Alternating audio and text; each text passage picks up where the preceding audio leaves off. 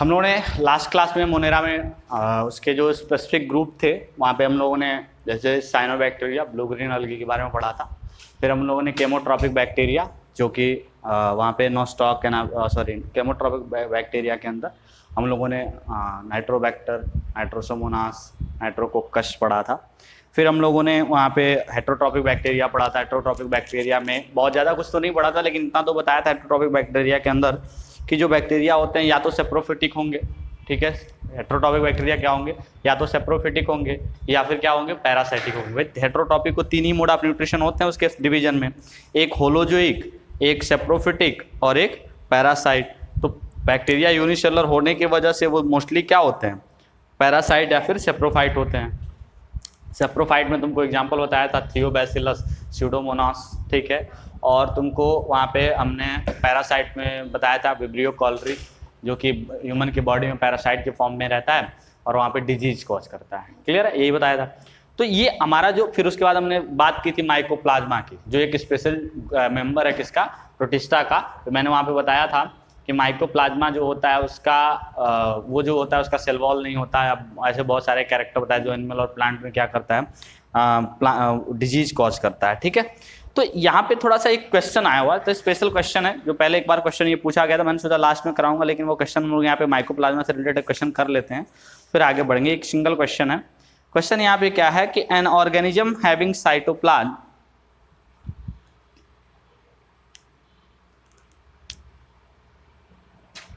यहाँ पे क्वेश्चन दिया हुआ है, क्वेश्चन दिया हुआ है an organism having cell wall, having cell membrane,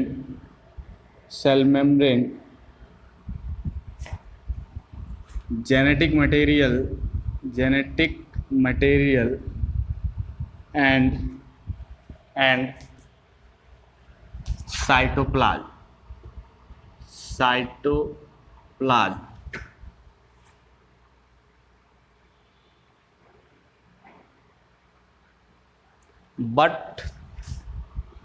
but no cell wall। ये क्वेश्चन है। एक ऐसा ऑर्गेनिज्म है जिसके अंदर सेल मेम्ब्रेन है, जेनेटिक मटेरियल है, साइटोप्लाज्म है, लेकिन कोई भी सेल वॉल नहीं है। Option A, option B, option C and option D. अब क्वेश्चन देखो थोड़ा सा, यहाँ पे मैं इस पे कुछ एक्सप्लेनेशन देना चाहता हूँ कि अगर सिर्फ इस क्वेश्चन को पढ़ के हमको ऑप्शन ना देखना है तो हमारे पास तीन तरह के ऑप्शन समझ में आते हैं। कौन कौन से? एक अमीबा जो कि किसका मेंबर है, प्रोटिस्टा का। किसका मेंबर है, प्रोटिस्टा का। एक माइकोप्लाज्मा जो कि किसका मेम्ब्रेन है, मोनेरा का, यही तो है। और एक एनिमेलिया के सारे ऑर्गन और ऑर्गेनिज्म, जो एनिमेलिया हैं उनमें जो मोस्टली यूनिसेलुलर हैं वो सारे के ऑर्गेनिज्म। यही तो तीनों ऑप्शन हमारे पास समझ में आते हैं। यानी कि अगर ये तीनों ऑप्शन में से कोई एक ऑप्शन भी यहाँ पे हमको दिख गया तो वो आंसर हमारा क्या होगा, सही होगा। तो यहाँ पे ऑप्शन में दिया हुआ है पहला साइनोबैक्टीरिया। पहला ऑप्शन क्या दिया हुआ है यहाँ पे, साइनोबैक्टीरिया। दूसरा जो ऑप्शन यहाँ पे दिया हुआ है वो दिया हुआ है माइकोप्लाज्मा। दूसरा ऑप्शन क्या है, माइकोप्लाज्मा। तीसरा जो ऑप्शन दिया हुआ है वो दिया हुआ है बैक्टीरियम। एंड चौथा जो ऑप्शन दिया हुआ है वायरस। बैक्टीरियम और चौथा जो ऑप्शन दिया हुआ है वो है वायरस। देखो सबके बारे में थोड़ा थोड़ा तुमने पढ़ा है। साइनोबैक्टीरिया के बारे में पढ़ा है, यहाँ पे तुमको सेल वॉल बताया था, किसका बना था, पेप्टाइडोग्लाइकन से, ठीक है। मैंने बताया था बैक्टीरियम, उनमें सेल वॉल होता ही होता है, तो ये भी ऑप्शन हमारा क्या हो जाएगा, गलत हो जाएगा। वायरस जिसके पास कोई भी साइटोप्लाज्म होता ही नहीं है। वायरस के पास क्या होता है, सिर्फ जेनेटिक मटेरियल होता है। क्या होता है, जेनेटिक मटेरियल और प्रोटीन, जो कि आगे आने वाले पार्ट में हम लोग पढ़ेंगे इस चैप्टर में। तो हमारा आंसर क्या होगा, आंसर होगा हमारा माइकोप्लाज्मा। माइकोप्लाज्मा के पास cell membrane, genetic material and cytoplasm होता है, लेकिन किसी तरह का कोई सेल वॉल वहाँ पे नहीं होता है। क्लियर, तो ये हमारा आंसर हो जाएगा इसके साथ। अभी चलो इस पे क्वेश्चन करते रहना। सीट तुमको दे दिया गया है, सीट वहां से ऑफिस से ले सकते हो, ऑफलाइन या ऑनलाइन जैसे भी, व्हाट्सएप पे सीट ले सकते हो या फिर ऑफलाइन यहाँ से प्रिंट आउट ले सकते हो। उसमें क्वेश्चन बहुत इंपॉर्टेंट क्वेश्चन दिए हुए हैं, पुराने एग्जाम्स में आए हुए क्वेश्चन हैं, नीट में, एम्स में, तो उसको सॉल्व करना। लेकिन अब हम लोग आगे बढ़ेंगे इस चैप्टर में, क्योंकि सिलेबस बहुत ब्रॉड है 11th क्लास का। तो यहाँ पे हम लोग आगे जब बढ़ेंगे तो नेक्स्ट हमको जो पढ़ना है वो पढ़ना है किंगडम प्रोटिस्टा। मोनेरा हम लोगों ने कंप्लीटली कवर कर लिया है, अभी हमको पढ़ना है किंगडम प्रोटिस्टा। क्या पढ़ना है? Kingdom protista. कुछ जनरल बातें इसके बारे में, प्रोटिस्टा किंगडम के बारे में याद करो। मैंने बताया था कि किंगडम प्रोटिस्टा किसने डिस्कवर किया था? किंगडम प्रोटिस्टा किसने डिस्कवर किया था? टर्म प्रोटिस्टा किसने दिया था? हैकल ने दिया था। किसने दिया था? हैकल ने। किसने दिया था? हैकल ने। ठीक है, टर्म प्रोटिस्टा किसने दिया था? हैकल ने दिया था। क्योंकि जब 4 किंगडम क्लासिफिकेशन हुआ था, कितना किंगडम? 4 kingdom classification. तो 4 किंगडम क्लासिफिकेशन पे वर्क किसने किया था? हैकल ने, जिन्होंने यूनिसेलुलर और यूकैरियोटिक के लिए एक अलग ग्रुप बनाया था, जिसको हमने क्या कहा था? प्रोटिस्टा कहा था। क्लियर? अभी देखो यहाँ पे नेक्स्ट हमको जो बात करना है वो किस पे करना है। अगला देखो यहाँ पे टर्म है, दे आर मोस्टली यूनिसेलुलर। वो क्या है? मोस्टली यूनिसेलुलर है। They are mostly unicellular, mostly unicellular. क्या है? वर्ड हैकल किसने, वर्ड प्रोटिस्टा किसने दिया था? हैकल ने दिया था। हाँ, एंड एक्चुअल में वो 3 किंगडम क्लासिफिकेशन के टाइम पे दिया था उन्होंने। ठीक है, बाद में वहाँ पे जब कोपलैंड ने काम किया था तो मोनेरा को अलग किया था। ठीक है, तो पहले 2 किंगडम क्लासिफिकेशन में प्लांट और एनिमल रहते थे, जो कि लिनस ने दिया। 3 किंगडम क्लासिफिकेशन किसने दिया? हैकल ने, जहाँ पे प्रोटिस्टा को अलग कर दिया। फिर कोपलैंड ने मोनेरा को अलग कर दिया, फिर बाद में विटेकर ने क्या किया कि उसको सबको फंगी को अलग कर दिया। ठीक है, तो पहली बात तो ये टर्म किसने दिया था? तो टर्म, चलो पूरा लिखते चलते हैं। Term Protista was given by whom? Ernst Haeckel. किसने दिया था? अर्नस्ट हैकल ने दिया था।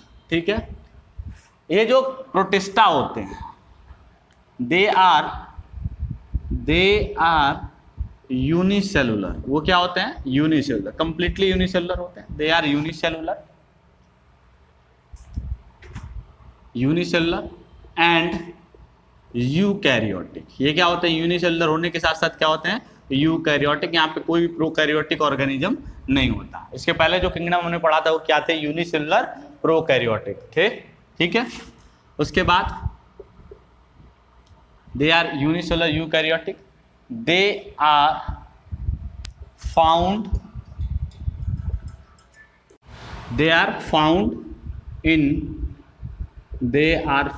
इन मैरीन वाटर, मैरीन में भी मिलते हैं, fresh water, marine water and fresh water. ठीक है, और इसके साथ साथ एंड टेरेस्ट्रियल भी होते हैं मोस्टली। इसमें से कुछ टेरेस्ट्रियल भी होते हैं, ठीक है, तो फ्रेश वाटर होते हैं, मैरीन में होते हैं, और कुछ टेरेस्ट्रियल कह लो या फिर इनको पैरासाइटिक फॉर्म में कह लो। अभी फ्रेश वाटर और मैरीन वाटर लिखो, फिर उनको जब हम मोड ऑफ न्यूट्रिशन के बेसिस पे डिवाइड करेंगे तो वहाँ पे हम बात कर लेंगे कि वो पैरासाइट होते हैं, किसी होस्ट की बॉडी में होते हैं। ठीक है, ये 2 बातें। तीसरी जो बात यहाँ पे इंपॉर्टेंट है, चौथी जो बात यहाँ पे इंपॉर्टेंट है,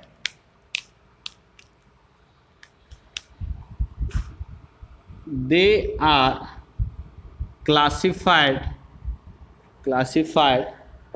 into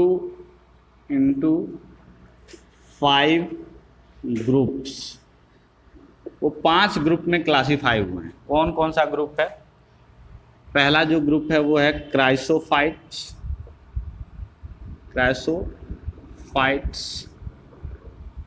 दूसरा जो ग्रुप है वो है डायनोफ्लैजिलेट्स। तीसरा जो ग्रुप है वो है यूग्लिनॉइड।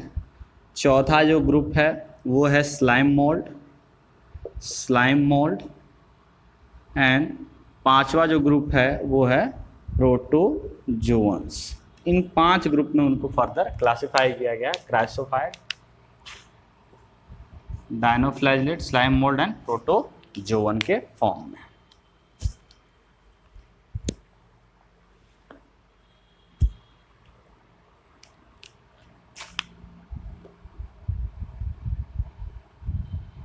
क्राइसोफाइट्स।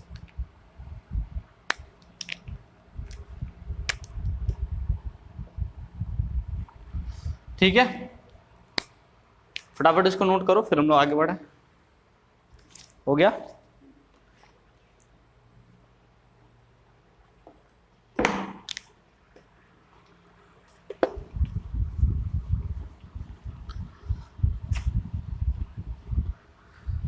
अब कुछ जनरल बातें इनके बारे में। जनरल बातें क्या, एक बहुत यूनिक सा क्वेश्चन इस पे पूछा जाता है कभी कभी, और हम उसमें बहुत सारी चीजें ऐसे सोचने लगते हैं लेकिन हमको वो आंसर जल्दी मिल नहीं पाता। क्वेश्चन किस पे बेस पे आता है, मैं वो थियरी बताता हूँ कि जो प्रोटिस्टा होता है वो एक लिंक की तरह काम करता है मोनेरा और बाकी जो 3 किंगडम होते हैं, कौन कौन से, फंगी और प्लांटी और कौन से होते हैं वहां पे, एनिमेलिया। इन 3 ग्रुप, फंगी, प्लांटी, एनिमेलिया, ये 3 किंगडम का रिलेशन या इन दोनों, इनका जो इनके बीच का जो लिंक की तरह काम करते हैं। जैसे समझो मोनेरा जो होता है, मोनेरा ये क्या होता है, ये प्रोकैरियोटिक होता है। ये क्या होता है, प्रोकैरियोटिक होता है, ठीक है। लेकिन क्या होता है, यूनिसेलुलर। क्या होता है, यूनिसेलुलर। प्रोटिस्टा जो होता है, प्रोटिस्टा ये क्या होता है, यूकैरियोटिक। ये क्या है, यूकैरियोटिक। एंड ये क्या है, यूनिसेलुलर। क्या है ये, यूनिसेलुलर। और बाकी जो 3 ग्रुप पढ़ोगे, Animalia, Animalia, Plantae, Plantae and fungi, fungi पढ़ोगे। ये तीनों क्या है, मल्टी सेलुलर, मल्टी सेलुलर और क्या है, ये क्या है, मल्टी सेलुलर और यूकैरियोटिक। क्या है, यूकैरियोटिक, यही तो है। अब ध्यान से देखो, ये जो प्रोटिस्टा है, अगर इसके एक कैरेक्टर की बात करें तो एक कैरेक्टर इसके अंदर कॉमन किससे है, मोनेरा से। इसके एक कैरेक्टर की बात करें तो एक कैरेक्टर कॉमन किससे है, प्रोटिस्टा, ये एनिमेलिया, प्लांटी और फंगी की तरह। तो इसमें कुछ कैरेक्टर ऐसे, प्रोटिस्टा के कुछ कैरेक्टर ऐसे होंगे जो कैरेक्टर किसके जैसे होंगे, एनिमेलिया, प्लांटी और फंगी के जैसे, और कुछ कैरेक्टर ऐसे होंगे जो किसके जैसे होंगे, मोनेरा के जैसे। तो इसीलिए कहा जाता है कि मोनेरा को एनिमेलिया, प्लांटी एंड फंगी से ग्रुप को से लिंक करने वाला जो ग्रुप होता है वो क्या होता है, प्रोटिस्टा होता है। मोनेरा को फंगी, एनिमेलिया एंड प्लांटी से लिंक करने वाला ग्रुप क्या होता है, प्रोटिस्टा होता है। तो हम वहां पे लिख सकते हैं कि प्रोटिस्टा आर, वहां पे एक लाइन लिखेंगे, वहां पे एक लाइन लिखेंगे, Protista are the connecting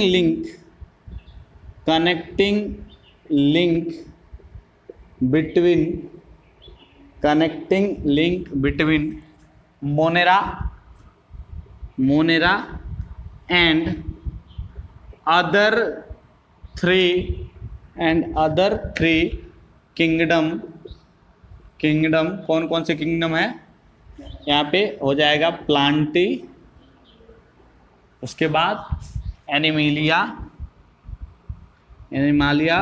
and fungi. इन तीनों ग्रुप से, इन तीनों किंगडम से मोनेरा को कनेक्ट करने वाला जो कनेक्टिंग लिंक की तरह वर्क कौन करता है, प्रोटिस्टा। अगर कभी इसको एक्सप्लेन करने आए तो क्या लिखोगे कि Protista have some common character with Monera and some common character with these 3 kingdoms, hence it is work as connecting link. इसलिए वो किसकी तरह काम करता है, कनेक्टिंग लिंक की तरह काम करता है, ठीक है। यहां पे नेक्स्ट पॉइंट देखो, Protista are mixotrophic in nutrition के मामले में ये क्या है, मिक्सोट्रॉपिक है। न्यूट्रिशन के मामले में क्या है, न्यूट्रिशन इनके अंदर क्या है, मिक्सोट्रॉपिक वाला। मिक्सोट्रॉपिक का मतलब कि उनके अंदर ऑटोट्रॉपिक एंड हेटेरोट्रॉपिक दोनों कैरेक्टर हैं, that is they may be autotrophic and heterotrophic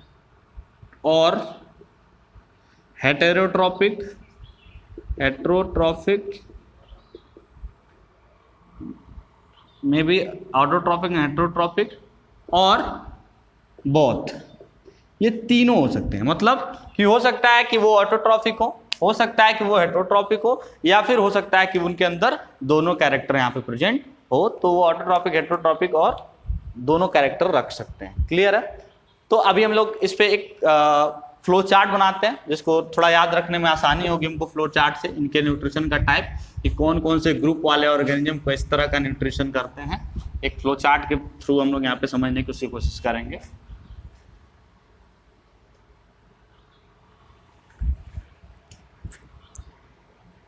चलो समझते हैं। इनमें न्यूट्रिशन का टाइप कौन सा होता है बेटा? मिक्सोट्रॉपिक। कौन सा होता है? मिक्सोट्रॉपिक। अब मिक्सोट्रॉपिक का मतलब हो सकता है ऑटोट्रॉपिक एंड हो सकता है हेटेरोट्रॉपिक। तो ये क्या हो सकते हैं? ऑटोट्रॉपिक या फिर हेटेरोट्रॉपिक। ठीक है। ऑटोट्रॉपिक वाले कौन कौन से फाइलम है यहाँ पे या डिवीजन है? तो यहाँ पे देखो ऑटोट्रॉपिक में कौन कौन से डिवीजन या फाइलम है। यहाँ पे जो हमने पहला पढ़ा क्राइसोफाइट, कौन सा पढ़ा? क्राइसोफाइट्स, ये सब क्या है? ऑटोट्रॉपिक है। उसके बाद हमने पढ़ा फ्लैजेलेट्स, ये भी क्या है? ये भी क्या है? ऑटोट्रॉपिक है। और फिर एक और आएगा यूग्लिनॉइड, क्या आएगा? यूग्लिनॉइड, ये भी क्या है? ऑटोट्रॉपिक है। ठीक है। हेटेरोट्रॉपिक में 3 तरह के न्यूट्रिशन होते हैं। हेटेरोट्रॉपिक में कितने तरह के न्यूट्रिशन होते हैं? 3 तरह के। कौन कौन से न्यूट्रिशन होते हैं हेटेरोट्रॉपिक में? देखो यहाँ पे एक होता है होलोजोइक टाइप, ये तो पढ़ा होगा पहले, है ना? Holozoic heterotrophic. एक होता है पैरासाइट और एक होता है सैप्रोफाइट। देखो होलोजोइक में आपका आ जाएगा यूग्लिना, क्या आ जाएगा? यूग्लिनॉइड। अब देखो यहाँ पे ध्यान से देखो, यूग्लिनॉइड जो है वो होलोजोइक मोड ऑफ न्यूट्रिशन भी कर रहा है और ऑटोट्रॉपिक मोड ऑफ न्यूट्रिशन भी कर रहा है। ठीक है। पैरासाइट में आपका आ जाएगा यहाँ पे प्रोटोजोवन। पैरासाइट में क्या आ जाएगा? प्रोटोजोवंस। ठीक है। और इस प्रोटोजोवन में क्या है कि कभी कभी होलोजोइक मोड ऑफ न्यूट्रिशन भी होता है। कैसा न्यूट्रिशन होता है? होलोजोइक। प्रोटोजोवन में आप अमीबा पढ़ोगे और याद करो अमीबा में तुमको 10th क्लास में पढ़ाया गया होगा होलोजोइक मोड ऑफ न्यूट्रिशन, पढ़ाया गया था ना? तो 10th क्लास में holozoic mode of nutrition protozoan में। तो प्रोटोजोवन के अंदर 2 तरह का न्यूट्रिशन है, एक या तो पैरासाइट की तरफ वर्क करेंगे या फिर होलोजोइक मोड ऑफ न्यूट्रिशन। यहाँ पे तुम्हारे यूग्लिनॉइड के अंदर क्या है कि या तो होलोजोइक करेंगे या फिर क्या करेंगे? ऑटोट्रॉपिक। और एक जो ग्रुप बच जाता है कौन सा? स्लाइम मोड, वो कंप्लीटली क्या है? सेप्रोफिटिक है। वो कंप्लीटली क्या है? सेप्रोफिटिक है। तो ये फ्लो चार्ट है आपका उनके न्यूट्रिशन के पैटर्न के बेसिस पे कि जो क्राइसोफाइट एंड डायनोफ्लैजिलेट्स हैं कंप्लीटली ऑटोट्रॉपिक है। यूग्लिना ऑटोट्रॉपिक भी हो सकता है और होलोजोइक भी हो सकता है, यूग्लिनॉइड वाले। और प्रोटोजोवंस जो हैं उनमें से कुछ प्रोटोजोन पैरासाइट हैं और कुछ प्रोटोजोन क्या है? होलोजोइक टाइप के हैं। और स्लाइम मोल्ड कंप्लीटली क्या है? सेप्रोफिटिक है। स्लाइम मोल्ड कंप्लीटली क्या है? सेप्रोफिटिक।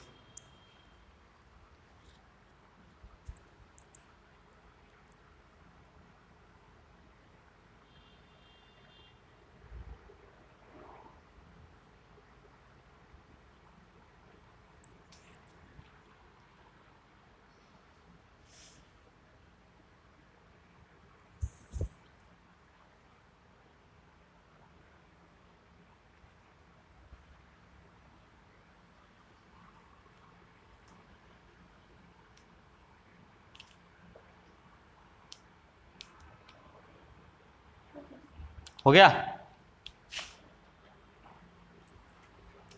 चलो कुछ और जनरल कैरेक्टर के बारे में इनके बात कर लेते हैं जो प्रोटिस्टा हैं, और फिर इसके बाद यहाँ पे हम लोग आगे फिर एक एक करके जो हमारे 5 ग्रुप यहाँ पे हैं उन ग्रुप्स को पढ़ेंगे। एक एक करके उन ग्रुप्स को पढ़ेंगे, पहले और सारे कैरेक्टर की बात कर लें।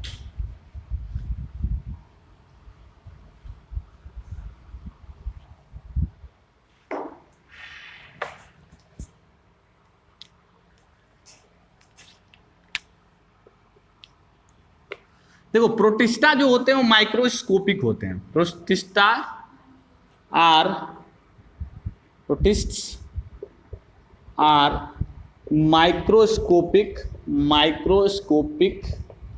ऑर्गेनिज्म। ये क्या होते हैं? Microscopic organism. भाई यूनिसेलुलर है तो माइक्रोस्कोपिक होंगे ही होंगे भाई, एक सेल, उनकी पूरी बॉडी एक सेल से ही बनी है तो माइक्रोस्कोपिक होंगे ही होंगे। Protista are microscopic organism mostly occur in water bodies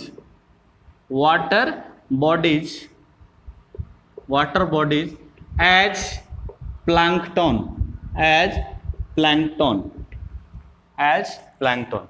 ये लाइन का मतलब बहुत इंपॉर्टेंट है क्योंकि इस पे क्वेश्चन बहुत बार पूछा जाता है।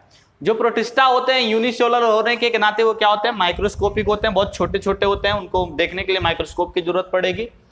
Mostly occur in water bodies. कहाँ पे होते हैं? Water bodies. वाटर बॉडीज का मतलब तालाब हो गया, नहर हो गया, तुम्हारा रिवर हो गया, सी हो गया। तो मतलब जितने यहाँ पे भी यहाँ पे वाटर का प्रेजेंस होगा वहां पे ये क्या होंगे? प्रेजेंट होंगे एज प्लैंकटन। प्लैंकटन का मतलब क्या होता है? देखो प्लैंकटन का मतलब होता है कि ऐसे ऑर्गेनिज्म जो वाटर के सरफेस पे क्या या वाटर में क्या करें? फ्लो करें। क्या करें? वाटर के साथ साथ फ्लो करें, वाटर करंट के साथ फ्लो करें। ऐसे जो ऑर्गेनिजम्स होते हैं उनको हम क्या यूज करते हैं? Word plankton. मोस्टली ये वर्ड हम प्लांट और प्रोटिस्टा के लिए यूज करते हैं। क्लियर है? तो जनरली ये कहीं पे रुके नहीं होते हैं, वो वाटर में क्या होते रहते हैं? फ्लो करते रहते हैं, वाटर के साथ साथ फ्लो करते रहते हैं प्लैंकटन की तरह। ठीक है। Some of them are parasite. Some of them are parasite. उनमें से कुछ पैरासाइट, देखो ये रहने की जगह की बात हो रही है, जिनमें से मोस्टली अगर आप बहुत बड़े पार्ट में प्रोटिस्टा की बात करोगे तो मोस्ट ऑफ द प्रोटिस्टा कहां पे होते हैं? वाटर बॉडी के अंदर। कहां पे होते हैं? वाटर बॉडी के अंदर। लेकिन कुछ प्रोटिस्टा क्या होते हैं? पैरासाइट के फॉर्म में किसी होस्ट की बॉडी में। कहां पे होंगे? होस्ट। हो सकता है ह्यूमन की बॉडी में या हो सकता है किसी अदर ऑर्गेनिज्म की बॉडी के अंदर पैरासाइट के फॉर्म में रह रहे होंगे। तो मोस्टली वो कहां पे रहते हैं? वाटर के अंदर। और कुछ पैरासाइट्स कहां पे, कुछ जो ऑर्गेनिज्म प्रोटिस्टा होते हैं कहां पे रहते हैं? वो होस्ट के बॉडी के अंदर रहते हैं। क्लियर बेटा? चलो अब यहाँ पे कुछ यहाँ पे और बातें कर लेते हैं, इसमें कुछ जनरल कैरेक्टर की। दे में have special structure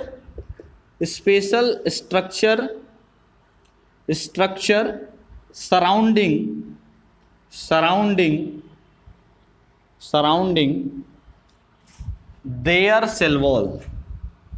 their cell wall। They may have special structure surrounding special cell wall। Example क्या क्या हो जाएगा? हो सकता है उनके सेल वॉल के अराउंडिंग में पेलिकल प्रेजेंट हो। क्या प्रेजेंट हो? पेलिकल। जैसे सेल वॉल होता है ऐसे ही एक लेयर होता है पेलिकल। दूसरा हो सकता है उनके सराउंडिंग में क्यूटिकल प्रेजेंट हो। जैसे सेल वॉल होता है ऐसे ही एक लेयर होता है क्यूटिकल। या हो सकता है उनके सराउंडिंग में वहां पे सेलुलोज का वॉल प्रेजेंट हो। क्या प्रेजेंट हो? सेलुलोज का वॉल प्रेजेंट हो। सेलुलोज वॉल प्रेजेंट हो। ठीक है। तो ये बहुत अलग अलग तरह के स्ट्रक्चर वहां पे उनके सेल वॉल के किनारे किनारे प्रेजेंट हो सकते हैं वहां पे, या सेल मेम्ब्रेन के किनारे किनारे प्रेजेंट हो सकते हैं। तो ये स्ट्रक्चर हो सकता है पेलिकल हो सकता है क्यूटिकल हो सकता है सेलुलोसिक वॉल हो। ठीक है। अभी यहाँ पे एक चीज और समझो। हो सकता है कि उनके अंदर फ्लैजिला प्रेजेंट हो सकता है उनके बॉडी के सरफेस पे फ्लैजिला प्रेजेंट हो, या फिर हो सकता है उनके बॉडी के सरफेस पे फ्लैजिला एब्सेंट हो सकता है उनके बॉडी के सरफेस पे सीलिया प्रेजेंट हो सकता है उनके बॉडी के सरफेस पे सीलिया एब्सेंट हो। जैसे मान लो पैरामीशियम है, तो पैरामीशियम भी क्या है? एक प्रोटिस्टा है। तो पैरामीशियम के सरफेस पे क्या प्रेजेंट होता है? क्या प्रेजेंट होता है? बोलो। सीलिया प्रेजेंट होता है। पढ़ा है ना पैरामीशियम?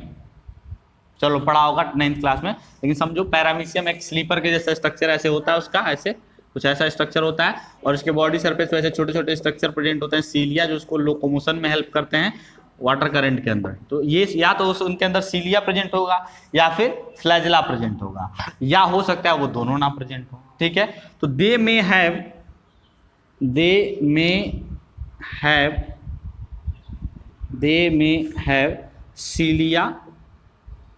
सीलिया एंड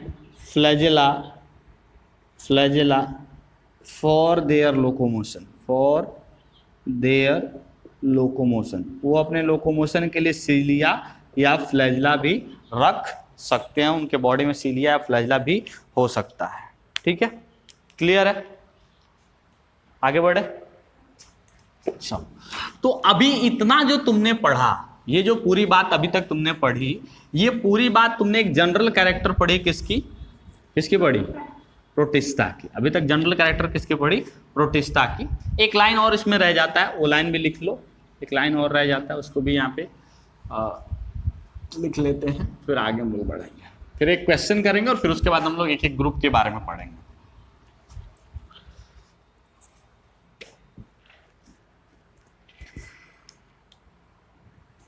एक लाइन यहाँ पे क्या रह जाता है? यहाँ पे एक लाइन ये रह जाता है कि जो प्रोटिस्टा है, वो प्रोटिस्टा का डिवीजन, जो प्रोटिस्टा है वो प्रोटिस्टा का डिवीजन किसी एक पर्टिकुलर कैरेक्टर के बेसिस पे नहीं है।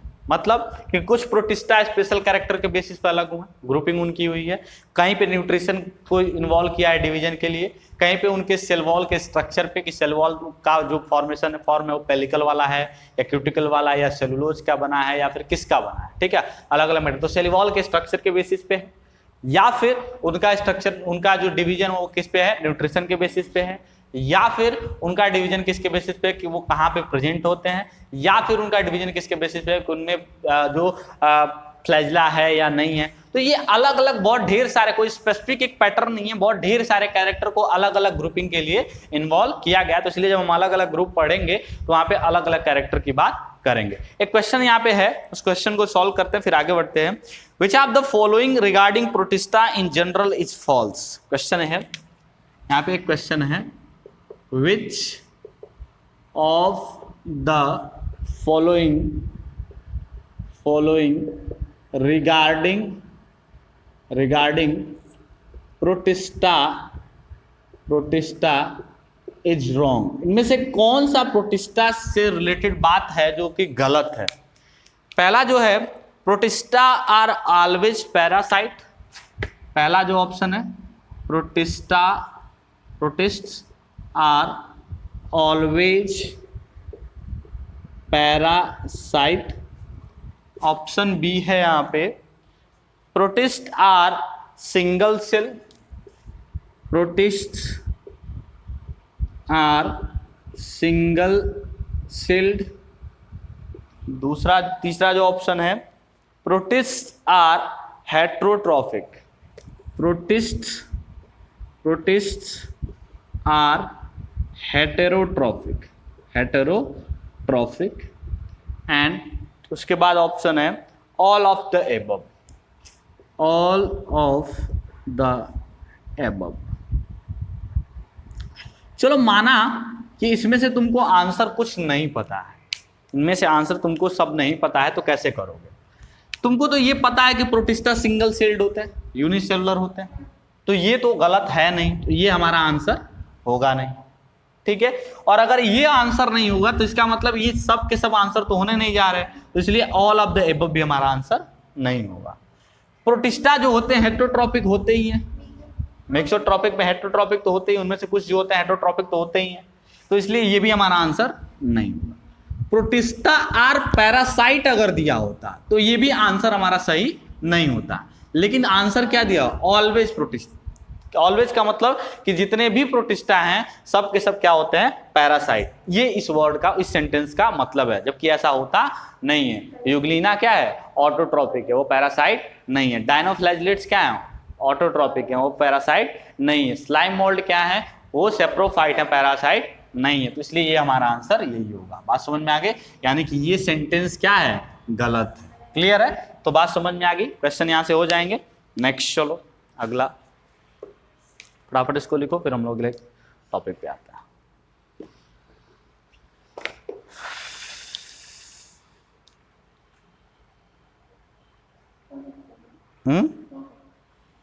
हो गया? चलो, अब इसके बाद हम लोग पढ़ेंगे क्राइसोफाइट। जो पहला जो हमारा टॉपिक है वो पढ़ेंगे क्राइसोफाइट्स। देखो, क्राइसोफाइट्स जो होते हैं उनको फर्दर हम लोग आगे चल के दो पार्ट में डिवाइड करते हैं। उनको हम दो पार्ट में डिवाइड करते हैं। एक ग्रुप को कहते हैं डायटम्स और दूसरे ग्रुप को कहते हैं डेस्मिड। दूसरे ग्रुप को क्या कहते हैं? डेस्मिड, डायटम्स और डेस्मिड। तो उनमें जो डायटम्स जो होते हैं वो डिप्लॉन्टिक होते हैं और डेस्मिड जो होते हैं वो हैप्लॉन्टिक होते हैं। बात करेंगे इसके बारे में, समझो। तो हम लोग को पढ़ना है chrysophyte. Chrysophytes.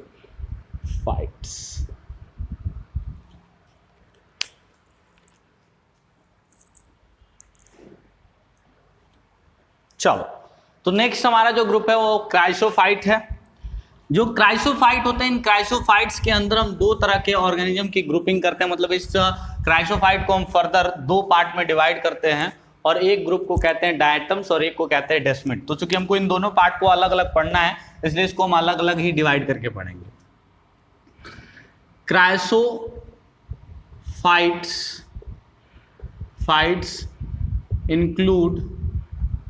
include diatoms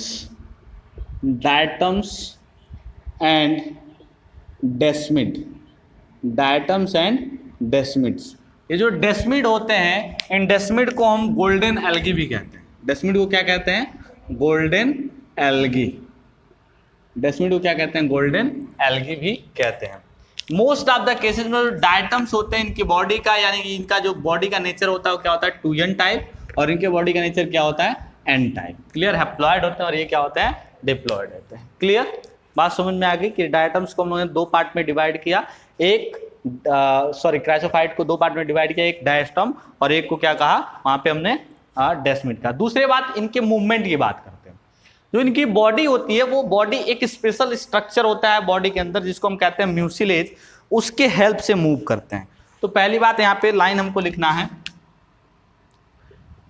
These unicellular eukaryotic organisms are found in fresh water and marine water। दोनों में, फ्रेश वाटर और मैरीन वाटर दोनों में पाए जाते हैं ये जो ऑर्गेनिजम्स हैं। They locomote with the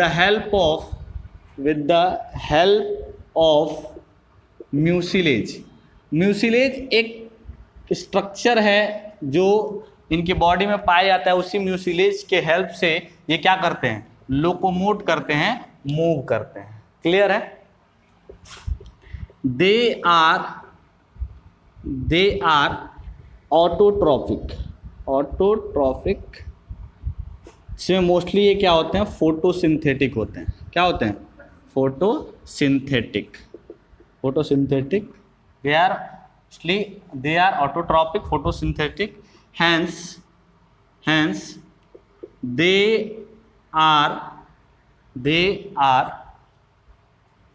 major producer in सी के अंदर जो हमारे क्राइसोफाइट्स होते हैं वो क्राइसोफाइट्स क्या होते हैं? Major producers. क्या हुआ? नहीं, इसमें बेसिकली नहीं होता क्योंकि यहाँ पे जो हमारे इसमें जो ऑर्गेनिज्म होते हैं यूनिसेलुलर ऑर्गेनिज्म वो जनरली फोटोसिंथेसिस ही करते हैं, क्योंकि इनके अंदर अभी आगे लिखवाऊंगा कि इनके अंदर क्लोरोफिल पाया जाता है। ठीक है, तो क्लोरोफिल के रहने की वजह से क्या होते हैं? मोस्टली क्या होते हैं? ये मोस्टली फोटोसिंथेटिक होते हैं।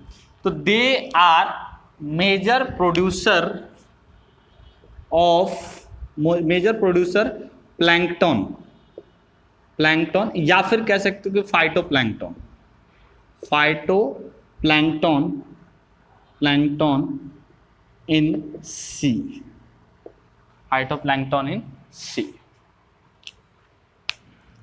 ठीक है, लाइन हो गया ये। अब देखो एक चीज समझो क्राइसोफाइट्स के बारे में। देखो क्राइसोफाइट्स के बारे में इतनी बातें जनरल हो गई, बहुत है इतनी। अभी इसके बाद हम लोग को फिर बेसिकली डिस्कस करना है डायटम्स के बारे में। किसके बारे में डिस्कशन करना है? डायटम्स के बारे में। ठीक है, ध्यान से समझो। जो डायटम्स होते हैं, अब यहाँ से ये जो क्राइसोफाइट्स के जितने भी कैरेक्टर मैंने तुम्हें बताया या जो प्रॉपर्टीज मैंने बताई, फीचर बताया, वो फीचर्स जनरल फीचर थे किसके? क्राइसोफाइट्स के। तो ये जो फीचर्स हैं ये किसके लिए होंगे? डायटम्स के लिए भी होंगे और किसके लिए होंगे? डेस्मिड के लिए। डायटम का स्पेसिफिक फीचर क्या होता है? देखो डायटम्स जो होते हैं, वो डायटम्स का स्ट्रक्चर जब देखोगे तो वो एक उनका जो सेल वॉल जो होता है, वो सेल वॉल जो होता है वो किसका बना होता है? सिलिका का। किसका बना होता है? सिलिका का। और जो सिलिका का जो सेल वॉल उनका बना होता है, वो सेल वॉल दो पार्ट में होता है। कितने पार्ट में होता है? दो पार्ट में। सोप बॉक्स देखा है, जिसके अंदर सोप रखा जाता है। सोप घर में होता है, बाथरूम में, जिसके अंदर सोप, जो बॉक्स वाला जो सोप होता है, ओपन नहीं, ऐसे बॉक्स रखने वाला जो सोप होता है, सोप रखने वाला जो बॉक्स होता है, उसमें देखो कि उसके दो पार्ट होते हैं। एक को खोल दो, दोनों को खोल दो, या कोई भी रेक्टेंगुलर बॉक्स ले लो। जनरली वो सोप बॉक्स एक थोड़ा उसके जैसा स्ट्रक्चर दिखता है, इसलिए उसको एग्जांपल में लिया है। अब ये ऐसे बॉक्स है, एक ये कवर एक ये कवर, तो ऐसे वो क्या होंगे? ऐसे लगेगा कि दोनों को अगर तुम यहाँ से बीच से खोलना चाहो तो खोल सकते हो। तो उनका अपीयरेंस किसके जैसा होता है? सोप बॉक्स के जैसा। और सिलिका के दो पार्ट होते हैं, वो दोनों पार्ट उसको क्या किए रहते हैं? कवर किए होते हैं। ठीक है, सिलिका का बना होता है। सिलिका जो होता है बहुत हार्ड मटेरियल होता है। सिलिका क्या होता है? Hard material. तो हार्ड मटेरियल होता है जिसके वजह से, अब जैसे तुमने ये जो जब तुम 12th क्लास में जाओगे, 12th क्लास में तुमको पॉलन ग्रेन के प्रोटेक्शन के लिए वहां पे एक स्पोरोपोलिन नाम का ऑर्गेनिक कंपाउंड पढ़ाया है। लेकिन सिलिका ऑर्गेनिक कंपाउंड नहीं है, इनऑर्गेनिक कंपाउंड है। तो चूंकि स्पोरोपोलिन जो होता है बहुत हार्ड होता है, बहुत टफ होता है, बहुत रेजिस्टेंस प्रोवाइड करता है पॉलन ग्रेन, तो उसको प्रोटेक्ट करता है।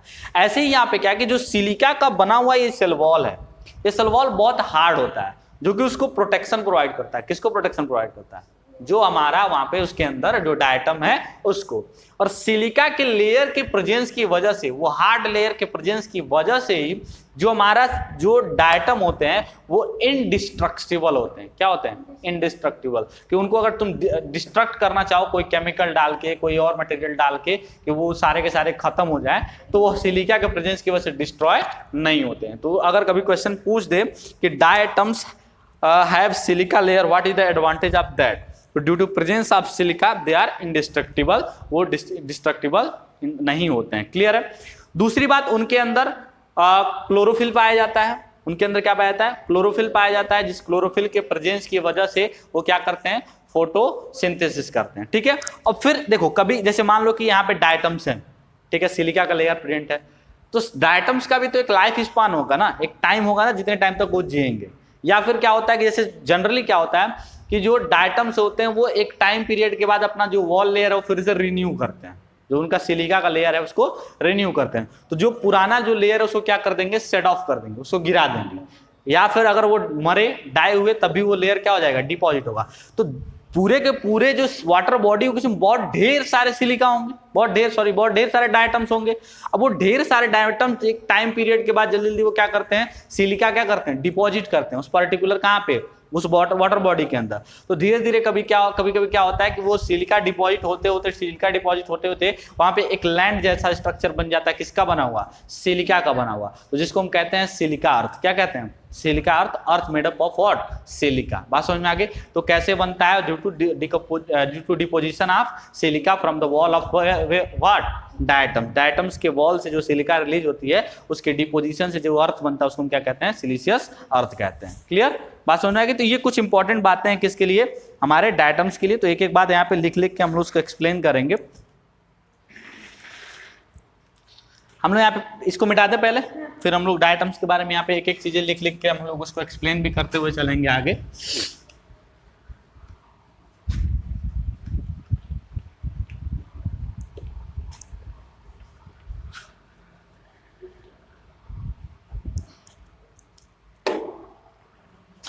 अपन लोग पहले पढ़ेंगे डायटम्स, फिर पढ़ेंगे basement.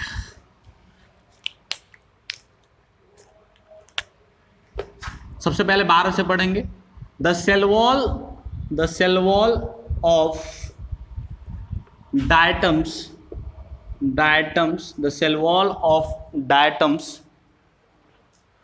consist of two overlapping half, consist of two overlapping halves,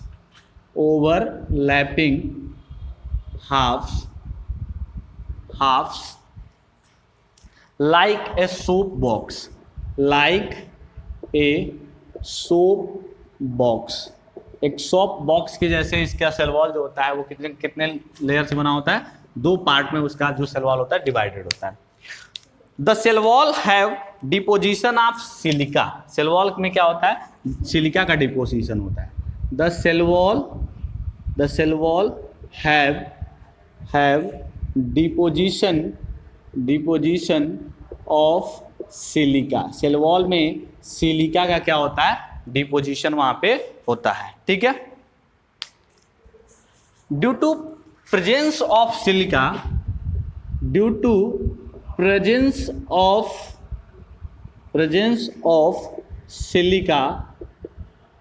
they are indestructible, उनको डिस्ट्रॉय नहीं किया जा सकता, बात समझ में आ गई। दे आर इनडिस्ट्रक्टिबल यानी कि उनको डिस्ट्रॉय वहां पे नहीं किया जा सकता है।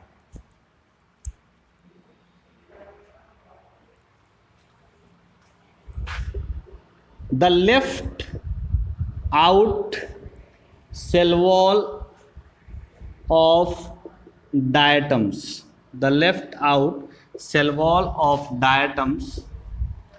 deposit to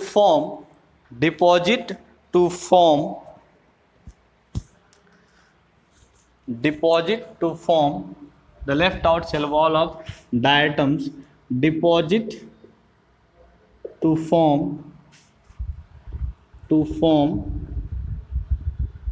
सिलिका अर्थ, और इसको कह सकते हो डायएटमीशियस अर्थ। क्या कह सकते हो, डायएटमीशियस, क्योंकि डायटम से बॉडी से ही बन रहा है, डायएटमोशियस अर्थ, स्पेलिंग चेक कर लेना, डायएटमोशियस अर्थ कहते हैं उसको। तो ये जो लेफ्ट आउट सेल वॉल है, डायटम्स का जो लेफ्ट आउट सेल वॉल है, उसके अंदर जो सिलिका होती है, सिलिका जब डिपॉजिट होती है तो उसके वजह से जो अर्थ बनता है उसको सिलिका अर्थ या फिर डायएटमीशियस अर्थ कहते हैं। क्या कहते हैं, डायएटमीशियस अर्थ कहते हैं। क्लियर है, फटाफट लिखो फिर आगे। हो गया,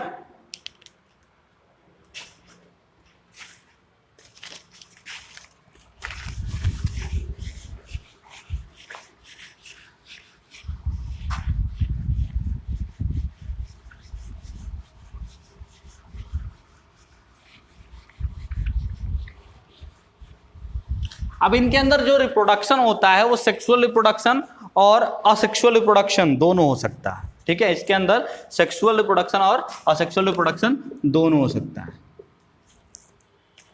इसमें इंक खत्म हो गया। They can reproduce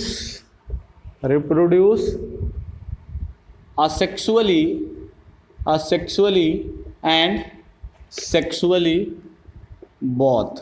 asexual reproduction भी कर सकते हैं और सेक्सुअल रिप्रोडक्शन भी, दोनों भी कर सकते हैं। जब ये सेक्सुअल रिप्रोडक्शन करते हैं, जनरली सेक्सुअल रिप्रोडक्शन इनका कंजुगेशन के फॉर्म में होता है, तो सेक्सुअल रिप्रोडक्शन में ये एक जाइगोट बनाते हैं। क्या बनाते हैं, जाइगोट। ये तो जाहिर सी बात है कि सेक्सुअल रिप्रोडक्शन है तो जाइगोट होगा। और ये जो जाइगोट है ये एक स्पोर बनाता है, जिस स्पोर को कहते हैं ऑक्जियोस्पोर। क्या कहते हैं, ऑक्जियोस्पोर। तो सेक्सुअल रिप्रोडक्शन के टाइम पे एक स्पोर बनाते हैं, उस स्पोर को क्या कहते हैं, ऑक्जियोस्पोर। जो नाम याद रखना बहुत जरूरी है, उस स्पोर को क्या कहते हैं बेटा, ऑक्जियोस्पोर। ठीक है,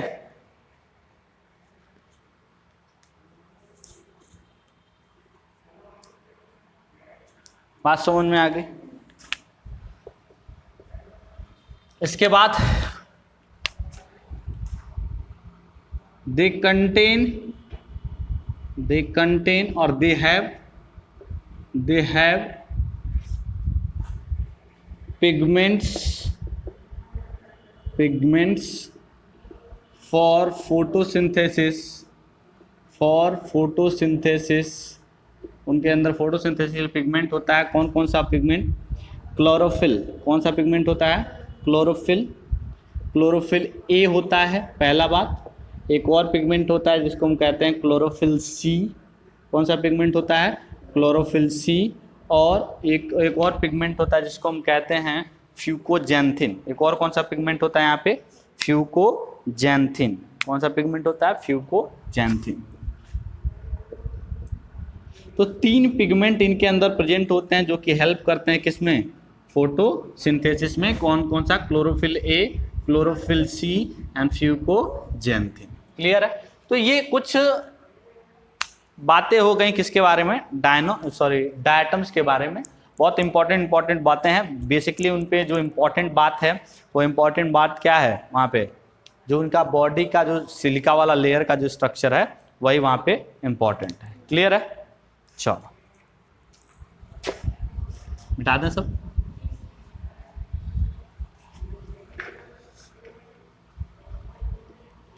अब ये जो डायटम्स हैं, इन डायटम्स का हमारे ह्यूमन के लाइफ में कुछ इम्पोर्टेंट रोल है। ये हमारे जो ह्यूमन के लिए कुछ सिग्निफिकेंट यूजेज रखते हैं। इनको हम कहीं कहीं पे यूज करते हैं। कहाँ पे यूज करते हैं? जैसे जब कहीं पे कोई सिरप बनता है या कोई ऑयल बनता है, सिरप बन गया, ऑयल बन गया, या कोई बेसिकली लिक्विड मटेरियल अगर बन रहा है जैसे, तो वहाँ पे से ऑयल हो गया, सिरप हो गया मटेरियल, तो वहाँ पे क्या होता है कि ये जो डायटम्स हैं, इन डायटम्स को यूज किया जाता है for the purpose of filtration. किसके लिए यूज किया जाता है? फिल्ट्रेशन के पर्पज के लिए। इनको कभी कभी यूज किया जाता है सिल्वर पॉलिश के लिए। किसके लिए यूज किया जाता है? सिल्वर पॉलिश के लिए। पॉलिशिंग में डायटम्स को यूज किया जाता है। इसके बाद ये हीट एब्जॉर्बर के फॉर्म में यूज होते हैं। जो बहुत सारे फर्नेसेस होते हैं, क्या होते हैं? फर्नेसेस होते हैं। फर्नेसेस का मतलब क्या होता है कि जहाँ पे भट्टियाँ जो होती हैं, भट्टियों में, बड़े बड़े भट्टियों, जो फैक्ट्री में भट्टियाँ होती हैं, वहाँ पे ये हीट एब्जॉर्बर के फॉर्म में यूज होता है। किसके फॉर्म में यूज होता है? हीट एब्जॉर्बर के फॉर्म में। तो इनके जो इंपॉर्टेंट यूज हैं, जो क्वेश्चन के फॉर्म में पूछे गए हैं, वो यहाँ पे हम लोग लिख लेते हैं।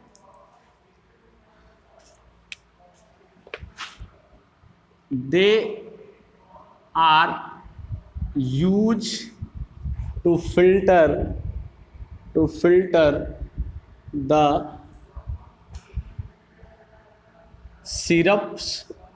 सिरप्स हो गया, ऑयल्स हो गए, कुछ ऑयल्स हो गए, और शुगर फैक्ट्री के अंदर जो शुगर प्रोडक्ट हो गए, ऑयल्स हो गए, सिरप हो गए, इनके फिल्ट्रेशन में यूज होता है कौन सा? जो हमारा डायटम है वो। क्लियर है? फिर यहाँ पे है यूज इन सिल्वर पॉलिश। कहाँ पे यूज होता है? सिल्वर पॉलिश एंड पेंट्स में भी यूज होता है। कहाँ पे यूज होता है? पेंट्स के अंदर। सिल्वर पॉलिश एंड पेंट्स के अंदर भी यूज होता है। उसके बाद यूज एज इंसुलेटर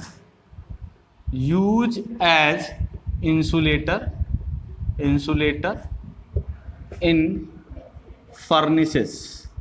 फर्नेसेस के अंदर इंसुलेटर के तौर पे यूज होता है, ताकि मतलब हीट का ट्रांसफर यहाँ से वहाँ ना।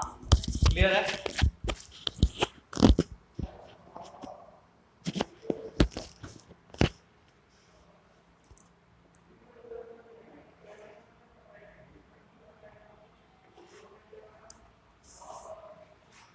Next, diatoms are the chief producer in ocean के अंदर चीफ प्रोड्यूसर कौन सा है? डायटम्स होते हैं। चीफ प्रोड्यूसर का मतलब कि मोस्ट ऑफ द फोटोसिंथेसिस उसके ओशियन के अंदर कौन परफॉर्म करता है? डायटम्स परफॉर्म करते हैं। क्लियर है? कोई दिक्कत तो नहीं है। नेक्स्ट,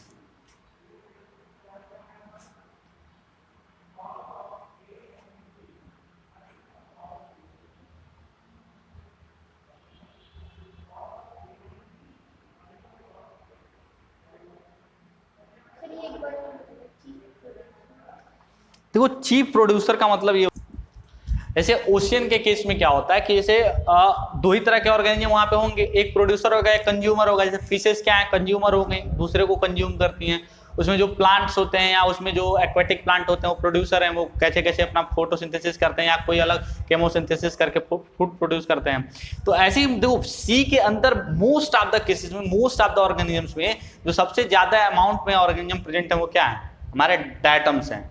और ज्यादा डायटम्स का मतलब ज्यादा फोटोसिंथेसिस, क्योंकि फोटोसिंथेसिस कर रहे हैं, और ज्यादा फोटोसिंथेसिस का मतलब ज्यादा प्रोडक्शन, तो इसलिए उसको क्या कहा जाता है, चीफ प्रोड्यूसर। क्या कहा जाता है, चीफ प्रोड्यूसर। ठीक है, इसके बाद नेक्स्ट हमारा है डेस्मिड। नेक्स्ट क्या है, डेस्मिड। बहुत ज्यादा इसके बारे में नहीं जानना है। डेस्मिड जो होता है ये एक एल्गी की तरह होता है। किसकी तरह होता है, एल्गी की तरह। कुछ कुछ चीजों में ये एल्गी, जैसे क्लोरोप्लास्ट के प्रेजेंस, क्लोरोप्लास्ट जो इसके अंदर होता है वो क्लोरोप्लास्ट जो जैसे स्पाइरोगायरा के अंदर क्लोरोप्लास्ट होते हैं वैसे ही क्लोरोप्लास्ट कुछ इसके अंदर प्रेजेंट होते हैं। तो इसलिए जनरली इसको अलगी में ही काउंट पहले के लोग करते थे, तो इसलिए इसको गोल्डन अलगा के नाम से इसको जाना जाता है, गोल्डन अलगा इसको कहा जाता है। ठीक है, और फिर इसके अंदर जो सेक्सुअल रिप्रोडक्शन है वो सेक्सुअल रिप्रोडक्शन किससे होता है, कंजुगेशन से होता है। ज्यादा कुछ जानना इसमें नहीं है। यहाँ पे एक लाइन में इसको लिख लो, इसमें लिख लो, मैं डिक्टेट कर देता हूं कि desmids are unicellular chrysophytes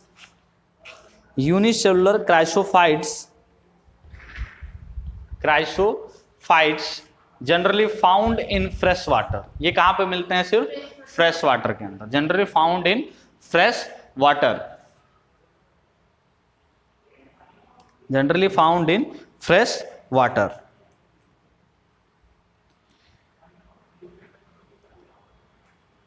They are somewhat similar to Spirogyra, as both have large chloroplast। क्या हम लोग पढ़ रहे हैं, ये डेस्मिड पढ़ रहे हैं। और डेस्मिड में एक इंपॉर्टेंट बात, they are indicator of